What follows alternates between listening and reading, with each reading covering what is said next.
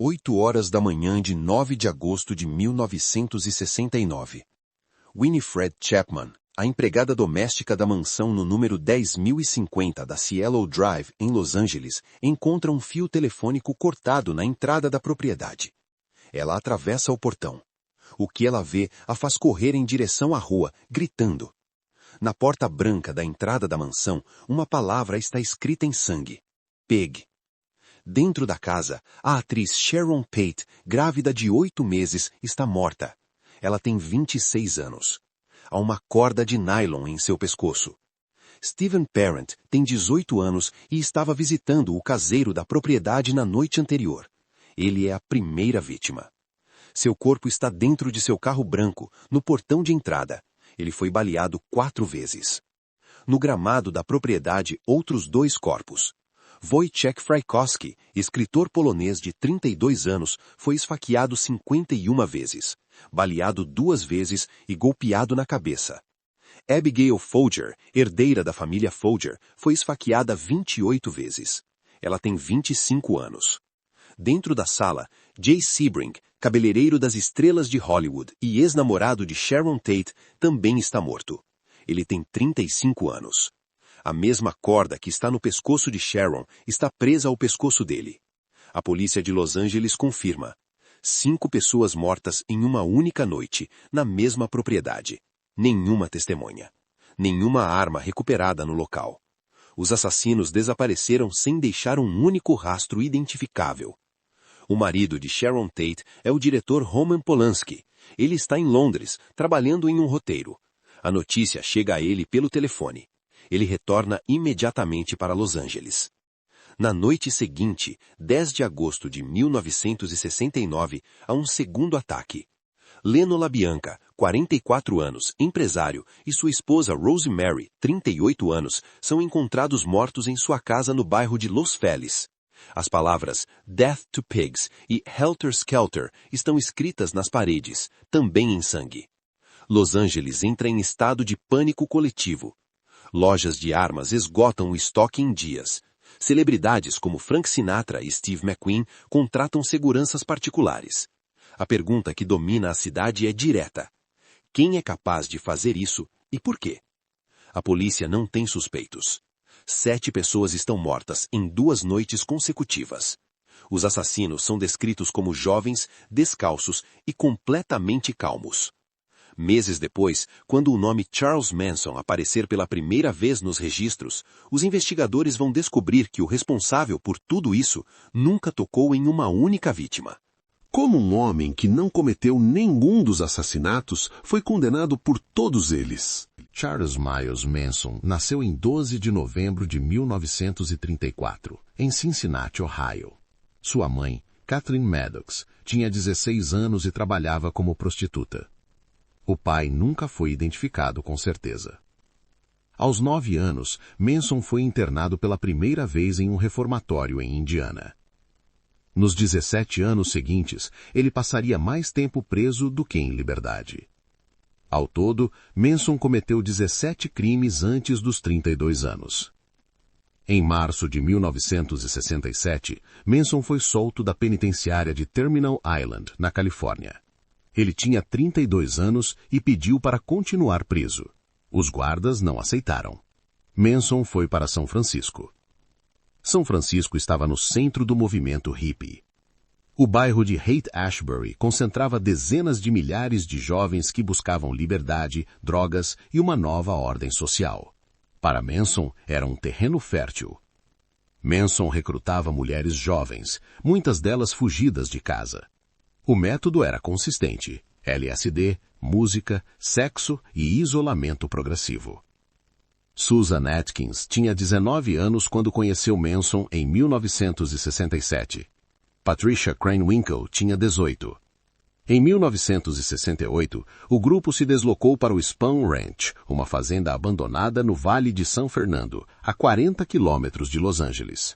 O dono, George Spahn, tinha 80 anos e era cego. Manson ofereceu companhia em troca de moradia. Manson queria ser músico.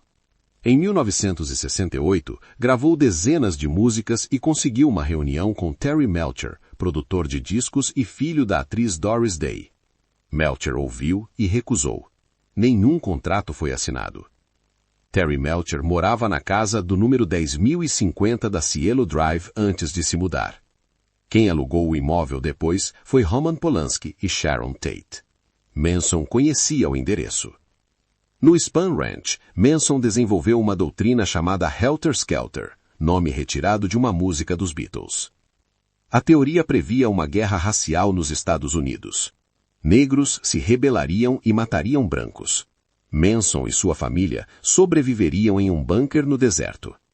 Manson acreditava que os assassinatos poderiam acelerar essa guerra.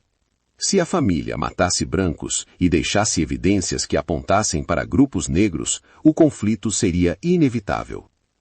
Era uma teoria delirante, mas Manson a apresentava como fato. Na noite de 10 de agosto de 1969, a família atacou pela segunda vez. Leno LaBianca, 44 anos, empresário, e Rosemary LaBianca, 38 anos, foram mortos em sua casa no número 3301 de Waverly Drive, em Los Angeles. As palavras Death to Pigs e Helter Skelter foram escritas em sangue nas paredes. Em outubro de 1969, a polícia prendeu membros da família no Spahn Ranch por suspeita de roubo de veículos. Não era o caso certo, mas as pessoas certas estavam sob custódia. Susan Atkins estava entre os detidos. Dentro da cadeia, ela começou a falar. Susan Atkins foi presa em outubro de 1969, acusada de roubo de veículos. No Sybil Brand Institute, ela dividiu uma cela com uma mulher chamada Ronnie Howard, e começou a falar. Atkins descreveu os assassinatos da Cielo Drive com detalhes. Disse que havia escrito a palavra pig na porta com o sangue de Sharon Tate. Ronnie Howard avisou os investigadores em novembro de 1969. Ao mesmo tempo, um detento chamado Danny DiCarlo deu informações ao departamento do xerife de Los Angeles. Ele havia vivido no Spahn Ranch e conhecia Tex Watson pelo nome. Em 1º de dezembro de 1969, o Los Angeles Times publicou o nome de Charles Manson pela primeira vez. 2 dias depois, a polícia emitiu mandados de prisão formais para Atkins, Watson e Krenwinkel.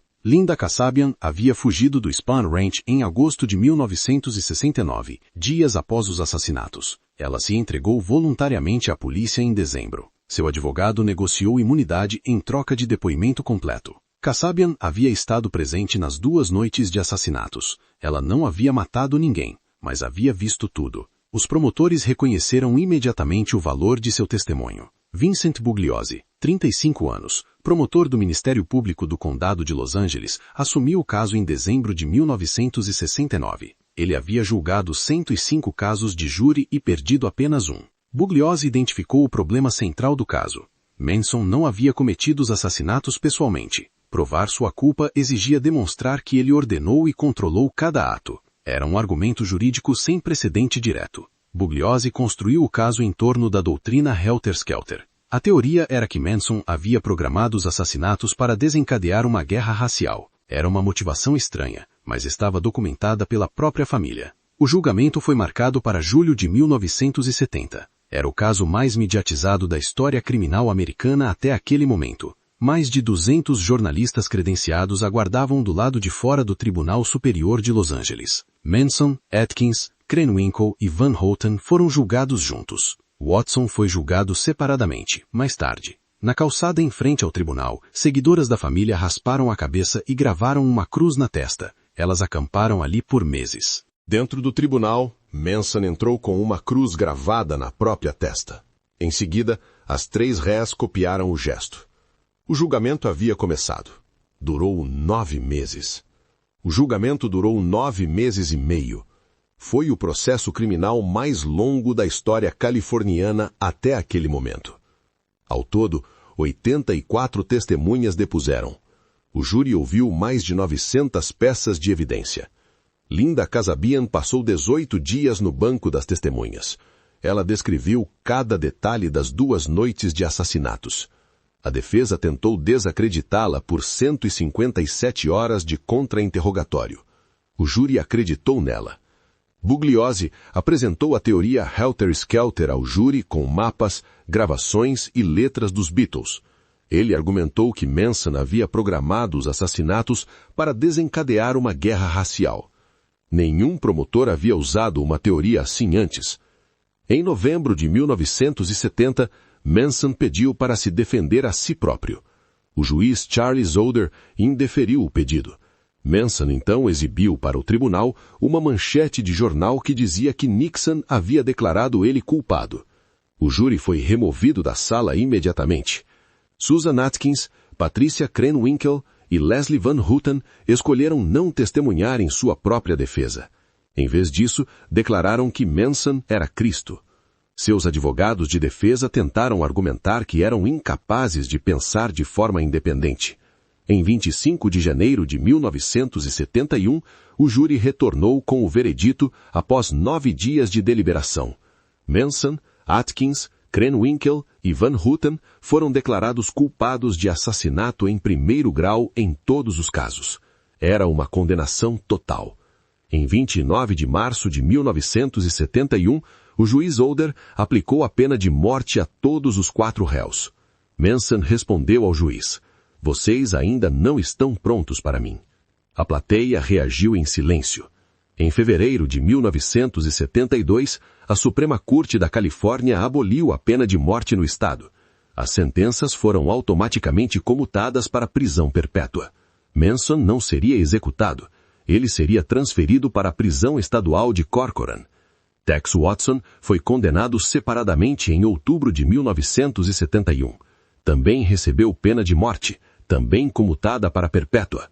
Ao longo de décadas, pediu liberdade condicional 17 vezes.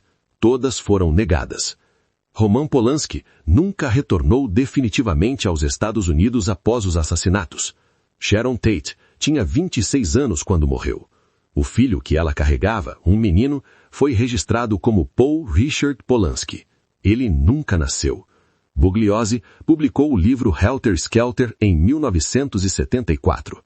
Tornou-se o livro de crime real mais vendido da história americana, com mais de 7 milhões de cópias.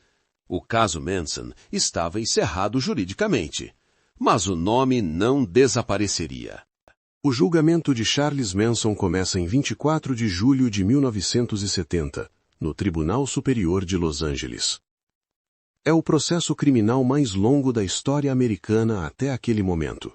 Mais de 200 jornalistas credenciados cobrem cada sessão. Manson aparece no tribunal com uma suástica entalhada na própria testa com um canivete. Diz que a letra X que havia marcado antes representa sua exclusão da sociedade. No dia seguinte, as 3 correias aparecem com marcas idênticas. Dias depois, do lado de fora, seguidoras raspam a cabeça e acampam na calçada. Linda Kasabian é a principal testemunha da acusação. Ela passa 18 dias no banco das testemunhas. Descreve cada detalhe das 2 noites de agosto de 1969. O promotor Vincent Bugliosi a considera a testemunha mais importante de toda a sua carreira. Em 5 de outubro de 1970, Manson tenta atacar o juiz Charles Zoder enquanto segura uma cópia do jornal Los Angeles Times. O título da manchete diz que o presidente Nixon declarou culpado. Manson é removido à força do tribunal. As 3 correias imitam o ataque e também são expulsas da sala. Em 25 de janeiro de 1971, o júri retorna com o veredito. Manson, Susan Atkins, Patricia Krenwinkel e Leslie Van Houten são condenados por assassinato em primeiro grau. Em março, todos os 4 recebem a pena de morte na câmara de gás. Tex Watson é julgado separadamente e condenado nos mesmos termos. Em fevereiro de 1972, a Suprema Corte da Califórnia declara a pena de morte inconstitucional. Todas as sentenças capitais no estado são automaticamente comutadas para prisão perpétua. Manson escapa da câmara de gás por uma decisão judicial que ele não pediu e não agradece. Manson passa 46 anos na prisão. Solicita liberdade condicional 12 vezes. É negado todas as 12. As autoridades registram que ele continua a exercer influência sobre outros detentos e sobre pessoas do lado de fora. Cartas chegam a centenas por semana endereçadas a ele. Algumas são de adolescentes que nasceram décadas depois dos crimes. Susan Atkins morre de câncer cerebral em setembro de 2009, dentro da prisão.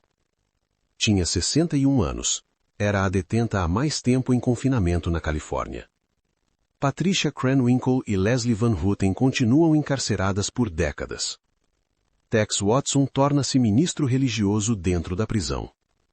Os assassinatos de agosto de 1969 marcam o fim do movimento hippie como força cultural nos Estados Unidos. Jornalistas e historiadores documentam a mudança. A utopia coletivista de Woodstock acontece apenas 4 dias antes dos crimes na Cielo Drive. Após Manson, a contracultura nunca recupera sua crença na bondade intrínseca das comunas. Charles Manson morre em 19 de novembro de 2017, no Hospital Mercy de Bakersfield, Califórnia. Causa: insuficiência múltipla de órgãos. Tinha 83 anos. Nunca expressou arrependimento. Em sua última entrevista formal, em 2011, afirmou que não sentia nada pelo que aconteceu. Manson nunca matou ninguém com as próprias mãos. Os laudos periciais confirmam isso. Mas suas palavras foram suficientes para enviar jovens de classe média a casas de estranhos com facas. Sharon Tate tinha 26 anos e estava há 2 semanas do parto. Não houve razão. Não houve alvo. Apenas obediência cega a um homem que acreditava ser Deus e diabo ao mesmo tempo. Manson nunca matou ninguém com as próprias mãos, mas suas palavras foram a arma mais letal, provando que o verdadeiro monstro não é aquele que empunha a faca, mas aquele que convence outros a empunhá-la em seu nome. Se este documentário fez você pensar, deixe seu comentário abaixo. Curta o vídeo, se inscreva no canal. Próxima semana, outro caso. Outro nome que você não vai esquecer.